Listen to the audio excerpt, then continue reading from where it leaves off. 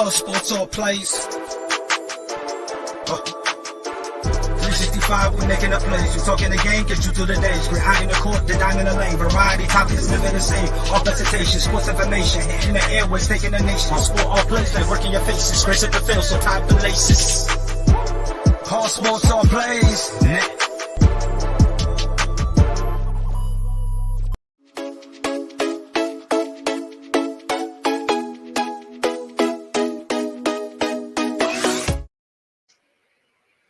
What's up? What's up? How's everybody doing? Chris Osborne, Dustin Lewis here, Loose Lugs. How you doing, Dustin? I'm doing great, man. How about yourself? Good, good. Sorry, everybody, for the later delayed start. I got stuck at work, but I'm here. Dustin's been waiting for me. So, not a whole lot to talk about, but we're gonna hit some bases. There has been some news. Unless you're just now getting from under a rock, Kyle Larson is your champion. But there was a test, a 2-day test at Charlotte, which mixed reviews still. There's still a lot of concerns with the safety of the next gen cars. Some drivers have been very vocal about that. I'm gonna let Dustin lead off with that stuff, with the speeds and testing.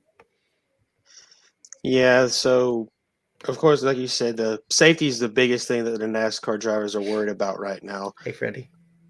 And yeah, talking about the speeds, these cars are not as fast as the Gen 6 cars used to be. So I think the pole this past year in 2021 was a 29-second lap time, like a 29.571 or something like that, set by Kyle Larson. Yep. And on day one, they were sitting like 31.5, 31.7, somewhere around there. So super slower lap times. And then on day two, they trimmed down the spoilers just a little bit, I think by 2 inches. And they actually got a little bit faster. Of course, less spoiler means less downforce, means a little bit faster. And I think they got as low as 30.5. So yeah, I'm looking at 30.7, and what sticks out to me, you look at the speeds, Ford's won. I mean, if it's a winning thing, they won both testing sessions for speed. I mean, day two for the top 5 were Ford drivers, and that's night and day from a year that we just finished where Ford was outmanned and outpowered in almost every race. So, I like to see that. I like to see Ford getting back to being competitive. Hey, Freddie, I see your comment there. We appreciate you stopping by, man. Freddie Henderson runs the show. He is the CEO for ASAP, All Sports, All Plays Network. Thanks for showing up, man. Absolutely. So I see some variations with some of the speeds too, because the fastest Chevy both days is William Byron, which is not a surprise. When it comes to test and tune and any kind of a new situation, the younger drivers the aggressive style drivers always shine through. You think when we went to the Car of Tomorrow, the dominant driver was Kyle Busch. I mean, he absolutely, his driving style fitted perfectly. The Gen 6, I don't know that you could really say that a driver benefited more than others, but I think Toyota's really took off early with the Gen 6 car. They're definitely going to miss it because, looking at the speeds, there wasn't a lot of Toyota success with this test session. They had a couple guys up front, but, I mean, one of those was Ty Dillon. I mean, he's not a guy that you're going to see every race as being, out of this world. So, I don't know. That's kind of my takeaway. Yeah, I'm more or less the same with the takeaway. The one thing I will say that caught my attention is if you look at the next gen car when you compare it to the previous generation, especially in the later iterations of the Gen 6 car, the Gen 6 car was a car that was locked down to the racetrack. You couldn't make them things spin out no matter what you did. And there's a video, I think it was posted by NASCAR, Denny Hamlin, I think that's who it was going into turn 3, and you could see that car start to just crab walk up the racetrack, and it finally came around on him. He didn't hit Yep. anything, but to me, that tells me that that car is going to be hard to drive.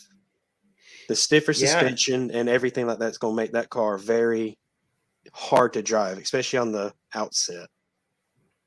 and I believe they went away with the track bar on this car, which Hmm. is weird. I read that they have kind of a circular positioning thing that does all the adjustments for what the track bar would have done, which is it's odd. But Larry Dowling, I see you over there. It's my dad commenting. Yeah, I made it.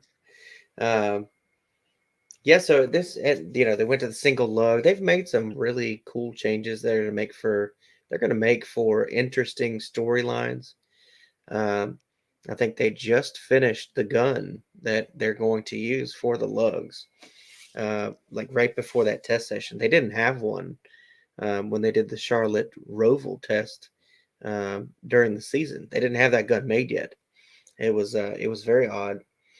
Um, but talking safety, Ryan Newman, who doesn't have a ride yet, I think he retires. Honestly, it's probably time. But uh, he's been very outspoken about the lack of uh, certified safety and test results for these cars, and they head to Daytona here in 70, 90 days, something like Hmm. that. And Yeah.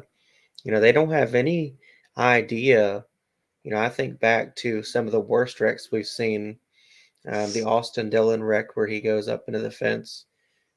Can this car survive that kind of impact? Because it's always possible at plate tracks, and we're going to find out race one.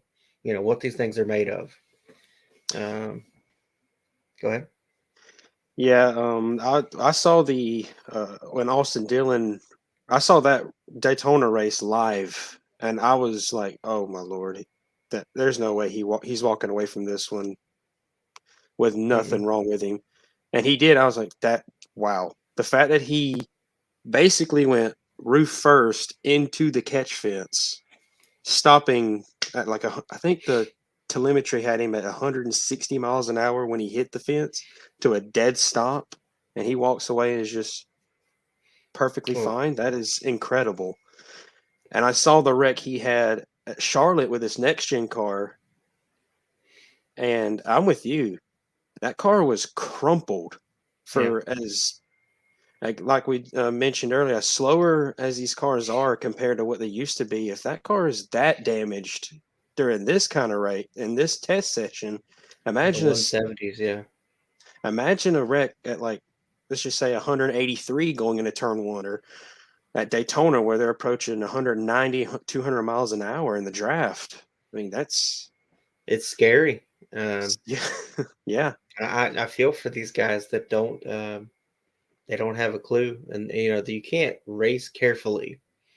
I mean, you go out there and you leave it all on the track. I don't think there's a single driver that goes into a race and is like, look, I'm just going to go like 80% because I don't want to get hurt. Like, that doesn't exist. So it's going to be something. Um, as far as I know, we're on course to be at the Daytona 500. Our editor, Tyler Butler, is working on our passes right now. So we should hear back from them soon. I'm excited. I'm really excited to see the changes. And you'd mentioned in this message that Dover and Nashville were purchased. Is that Speedway Motors Incorporated? Is that who bought them? yep. That is SMI. That's the people that owned a lot of the 1.5 mile tracks. So like Texas, Charlotte, Atlanta, Las Vegas, Kentucky.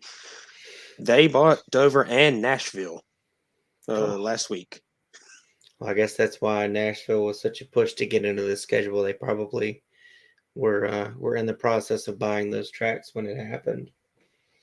Um, North Wilkesboro and Rockingham. What do you got there? So this actually, I think this happened. I think I've heard about this today or yesterday about the state of North Carolina is handing out.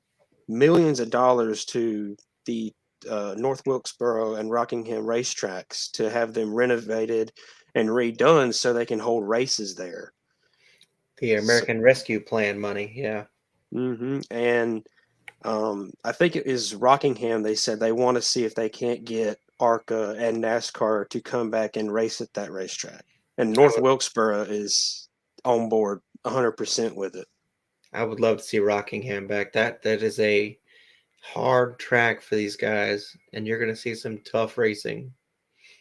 I don't understand why it went away.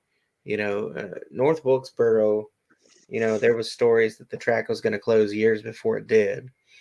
So I can understand Wilkesboro a little bit, but Rockingham was a 2-race venue on the schedule for years, and it just went away. They went down to 1, and then it was gone. So it'll be nice to see those guys back in the schedule.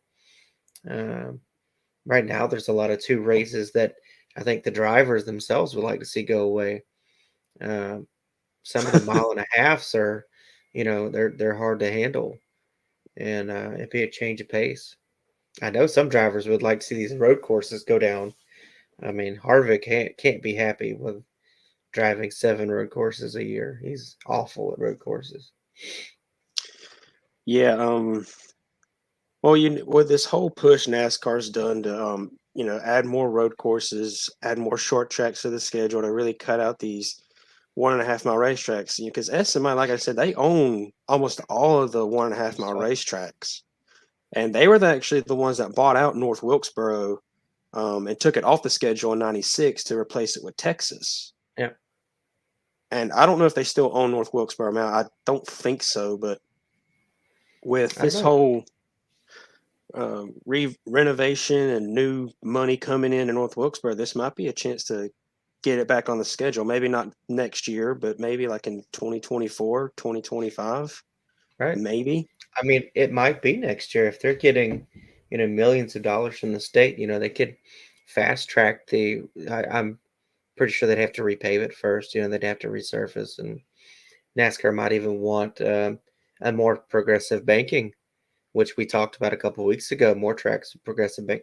Maybe these 2 are, options for that, because I'd love to see them back. I would love to see Bowman Gray Stadium get at least a Truck Series race. I mean, really, Bowman Gray is an amazing place. Yeah, that would be a fun night of Truck Series racing for them to go to Bowman Gray. That'd be I would make that crowd.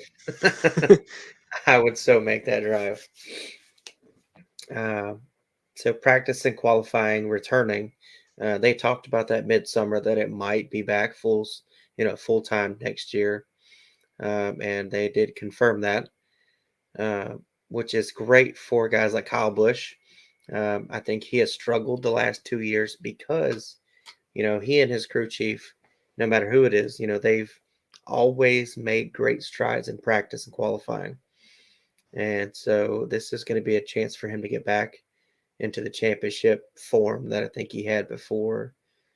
Another guy that you'll probably see pick it up now with practice is guys that the veterans are the ones that I always say are going to light it up. So you're going to see Kevin Harvick back to winning races next year. He knows how to tinker a setup to make it work for him. What are your thoughts on practice and qualifying? I mean, I'm glad they're returning. As a diehard NASCAR fan who watches practice, qualifying, watches the entire weekend, I'm glad they're coming back and they're doing it live on TV. But it's the qualifying as the part of it that's kind of has me worried a little bit, because if you've watched the past 10 years of NASCAR, I think starting in 2014 or 2015, I think we went to this knockout style format where there was 3 rounds or 2 rounds of qualifying, and the slowest of the field got cut, and then I think it was like 24th and above moved to the second, then top 12 and all that. And that's kind of the style they're going for now on these ovals, road courses. I think the only ones that aren't having this kind of style is the super speedways and Bristol Dirt on the cup side of things. Mm-hmm. And we all saw, I think it was 2019 at Auto Club, what the group qualifying aspect could have on this, and they did not do that. So it's not technically the knockout style format. It's still single car runs, but kinda. Right. It's kind of a good middle ground. But The, I don't know. I'm I, indifferent. I think the only advantage to it is, if you say you've got 2 laps to run at a place like Richmond or something, and you mess up your first lap on the exit of turn 4, well, you mess up lap 1 and lap 2 because Hmm. those go, they correlate. So if you do knockout style and you give these guys 15 minutes, if you can't get a good lap in 15 minutes and just have a mistake-free lap, well, start in the back. You've got plenty of time in that format to get at least one solid lap. And I think I prefer that over, you know, you let's say, I mean, Richmond's good, but how about Pocono? If you mess up the exit of turn 4, you're messing up both laps easily. I mean, Yeah. that long straightaway, if you're off by just a little, it's affecting both laps. So it Yeah, gives you a because chance to mess with that. when you come off of the final corner at Pocono, I mean, that long straightaway, your top end speed is what matters at the end of that. And if you're That's not very true. hitting if you're not hitting those numbers that everyone else is hitting, it's gonna really hurt your lap time. Uh, let's hit on silly season a little.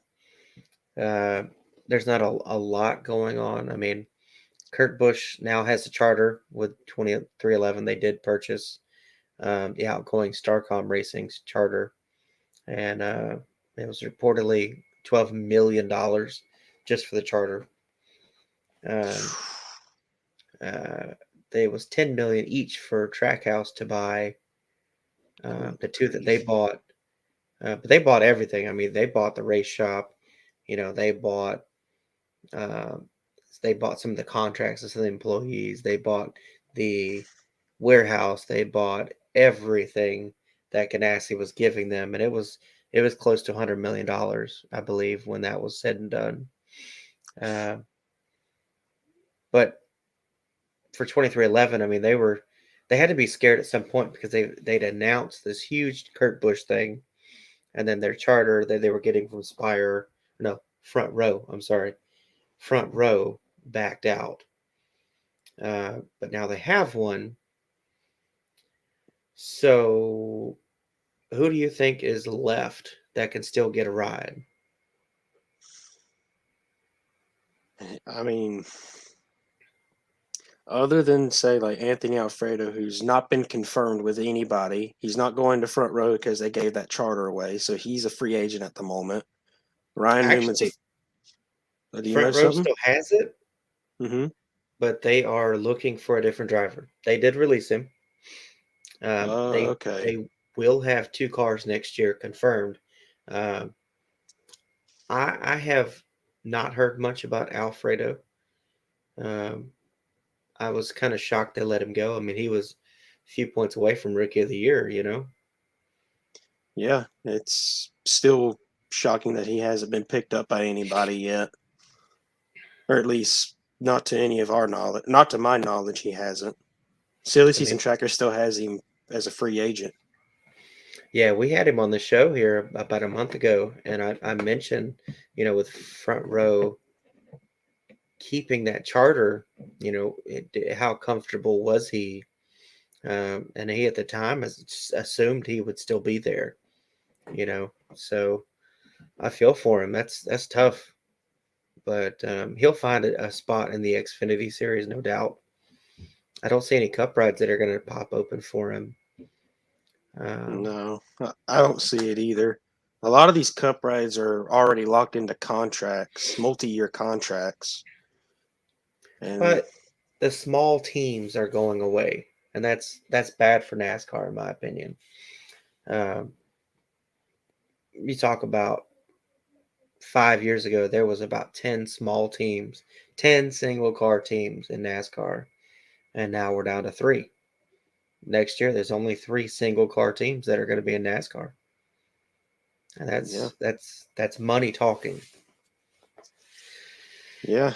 it's sad. It really is, because I remember when I was growing up, it was who's going to race their way into the race. I mean, who's got the qualifying pace? And you had like entry list of 70, 60 cars, and now they're barely making 39, 40 cars a race because all these small teams getting either bought out or closing or whatever. It's a sad day for a lot of the small NASCAR teams right now. Sad year. A weird time too, because this car was supposed to be the equalizer. It was supposed to be the cheaper version of, um, of manufacturing. So guys like GMS could come into the sport and compete right away. And that it is cheaper on some ends because uh, the car itself is manufactured mostly by NASCAR. Toyota, Ford, Chevy, they now make all the chassis themselves, which is going to save the teams money on one end, but that's because they're laying off so many employees that are fabricators, they're chassis builders. These guys will go down to the Xfinity series where they still make chassis. So I'm sure it's saving them money to an extent, but I hate to hear that, a lot of guys are going to lose their jobs because of this transition. Yeah, I'd hate to be the person that has to tell them it's been fun. We appreciate what Exactly. you've done, but we have to let you go. Yeah. I mean, some of these guys have been 20, 30 years working for the same team and early retirement, if you will, because there's not a job for them anymore. Better if they pick up something else. Maybe they have to find something else that they can do. Maybe if they want to if they want to stay with the teams. Yeah. I did want to talk about Matt DiBenedetto, though. After that Phoenix thing where he let's go Brandon or whatever. Mm-hmm. I know that he lost some interest. There were teams talking to him about part-time gigs, and from what I've been told, those are gone. Oh. He had a few opportunities in the Xfinity series, and I'm told those are gone too. Hopefully, there's somebody calling, but I don't think there's going to be. I think the publicity that he created that was so negative might be hard to take on for a new team. I really thought that Brad Keselowski would reach out if they opened an Xfinity team for this year, but they're not going to. So it might have been his one chance. Well, I mean, it's kind of what happens. I mean, we saw it with Kyle. You saw it with Kyle Larson.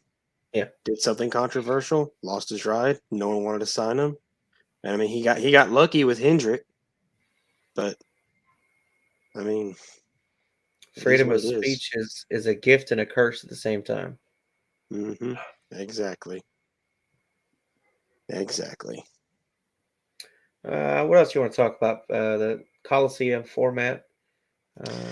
Yes, because this is actually something that I think a lot of NASCAR fans will probably get behind. It's if you've seen Bristol Dirt with the format that they use, this reminds me of a lot of dirt track races. Local dirt track, local short track formats that you see are all around the country. So it's going to be a 2-day event. That's so practice and qualifying, which is going to be single car, will be on day one. So I think that's on the Saturday or the Friday before the main events. And where you qualify is going to is your place for one of the 4 heat races. So, and with that means 40 cars can enter the race. They can either race their way in or qualify their way into the main event, which is the Clash. Now, these 4 heat races are going to determine the first 16 cars for the event. And then there's going to be 2 last shot qualifying races. And I think it's the top 4 or the top 4 of those 2 that get to progress on to the Clash. So it's going to be a television packed event for the start of the season. I definitely think so. I think it's going to be different, which is what we need in NASCAR is something of a change.